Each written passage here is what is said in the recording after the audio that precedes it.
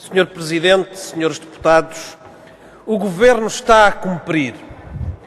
Cumpre o que lhe foi encomendado pelo grande patronato e pelo capital nacional e transnacional. Proceder a uma terraplanagem dos direitos dos trabalhadores. Cumpre, como zeloso pau-mandado do grande patronato, o programa de agressão à vida de quem trabalha. Quer aumentar o horário de trabalho, eliminar feriados e férias, cortar nas horas extra, mais trabalho com menos salário. Quer cilindrar a contratação coletiva e alargar as razões para despedir, incluindo um verdadeiro despedimento sem justa causa. Quer ainda permitir o despedimento a preço de saldo, para que verdadeiramente a indemnização deixe de ser obstáculo ao arbítrio patronal. E como está bem consciente de que está em acelerada erosão a sua base social de apoio, o Governo acelera a realização do trabalho sujo que lhe encomendaram. Mal entrou em funções, entregou uma proposta de lei para reduzir as indemnizações por despedimento, diminuindo o valor por dia e por mês correspondente a anos de trabalho e introduzindo valores máximos. Está agora em curso a nova e gravosa alteração ao Código de Trabalho. E ainda esta não saiu da Assembleia da República. Já o Governo anuncia nova proposta de alteração, visando baixar os dias de referência para a indemnização para entre 6 a 10, quando antes já os baixou de 30 para 20. Mais ainda, quer aumentar para 17 meses o prazo mínimo de contrato para o trabalhador ter direito à indemnização. É o mesmo que dizer aos patrões: se despedirem antes dos 17 meses, nunca pagarão indemnização ao trabalhador. Para justificar o injustificável, o Governo, com o inefável Ministro Pereira em destaque, alinha um chorrilho de mentiras e falsificações. Diz o Ministro da Economia, diligente capataz do patronato, que o problema do país é que há dificuldade em despedir e que é preciso um mercado de trabalho mais competitivo, seja lá isso o que for. Um Ministério de um Governo que nada faz para garantir que haja crédito acessível às empresas, designadamente para as pequenas empresas, que apoia os brutais lucros da EDP e da Galp e de outras empresas do setor energético que sangram a economia nacional, que corta no investimento público alimentando a recessão e elege como objetivo da sua política económica o despedimento fácil e barato. Como se a competitividade da nossa economia se pudesse alguma vez garantir com uma política de salários cada vez mais baixos. Como se na realidade o nosso país, com 1.200.000 desempregados, com outros tantos trabalhadores precários, não fosse já um paraíso para a exploração de quem trabalha. Como se não fossem já precárias 21% das relações laborais, 35% no caso dos jovens, como se 70% dos novos contratos não fossem, como são, precários no nosso país.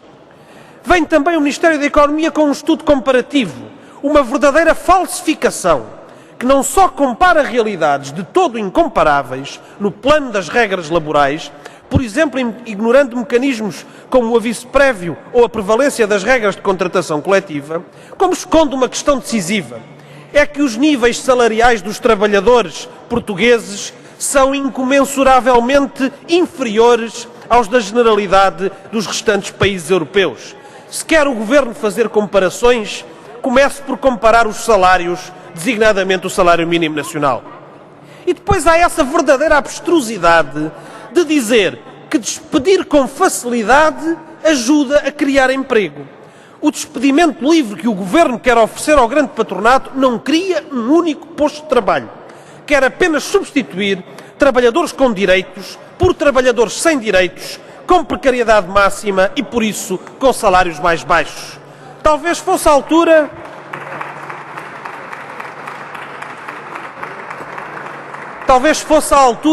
de se perguntar ao PSD, e especialmente ao CDS, onde é que está o tão falado visto familiar para estas medidas? Só se for o visto da família Sonai, ou o visto da família Espírito Santo, ou o visto da família Amorim.